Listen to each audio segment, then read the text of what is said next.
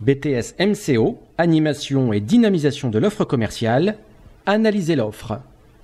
L'offre sur le marché se matérialise par les différents produits ou services disponibles à l'échange. Les offreurs sur le marché. Divers acteurs contribuent à alimenter les marchés en différents produits ou services avec des rôles spécifiques. Les producteurs ou fabricants. Ils fabriquent les produits ou conçoivent les services et en assurent le cycle de production.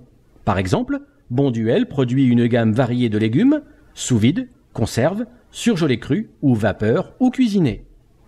Les distributeurs, ils achètent aux producteurs et ou aux fabricants et assurent la commercialisation des produits et services à destination des clients. Les acteurs de l'e-commerce ont profondément modifié la structure de la distribution. Par exemple, Carrefour commercialise des produits qu'il achète à des fabricants et à des producteurs différents. Les différents types de concurrence sur le marché.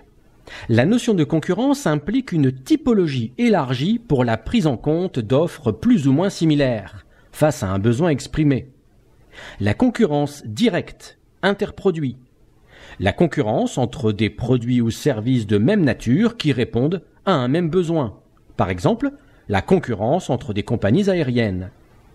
La concurrence indirecte ou intersegment.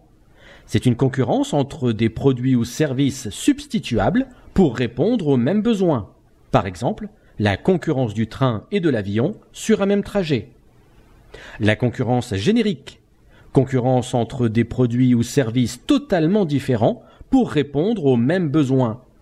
Par exemple, le site de covoiturage Blablacar est un moyen complètement différent du train ou de l'avion pour se déplacer à moindre coût tout en faisant des connaissances. La concurrence intermarque. Concurrence entre des marques différentes sur un même segment de marché. Exemple, la concurrence entre Coca-Cola et Pepsi. La concurrence intersectorielle. Concurrence entre des secteurs d'activité différents. Par exemple, la concurrence entre Renault et la SNCF. La concurrence intramarque.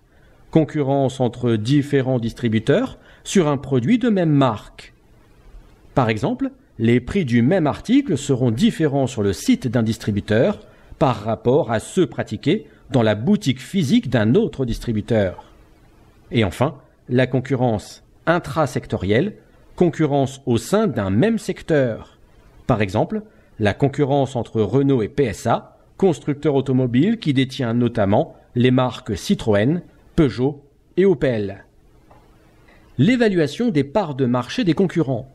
Afin de déterminer la position concurrentielle sur le marché, le calcul des parts de marché est un indicateur pertinent qui relativise la simple notion de vente en valeur ou en volume. La part de marché en volume, elle exprime les quantités de produits ou de services vendus par l'entreprise par rapport au volume des ventes totales sur le marché. Elle se calcule de la manière suivante.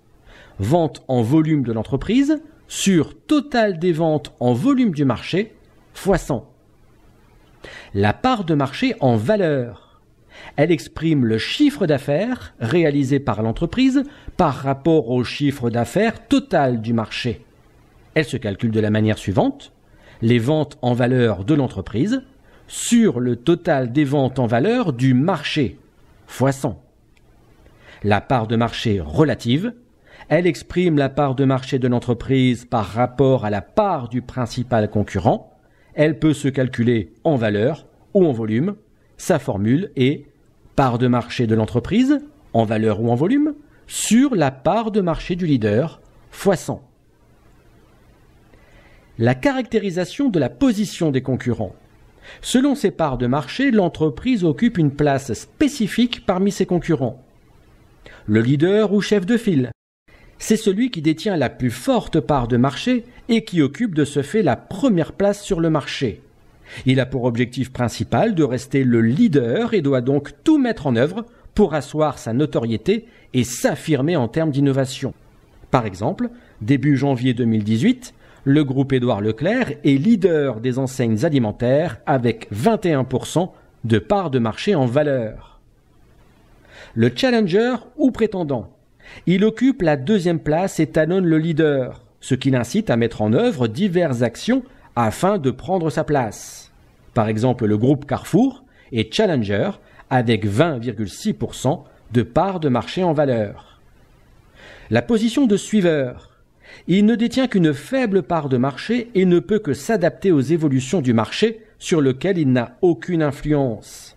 Par exemple, les groupes Intermarché, 14,8%, Casino, 11,1%, Auchan, 10,8% et Système U, avec 10,4%, sont des suiveurs.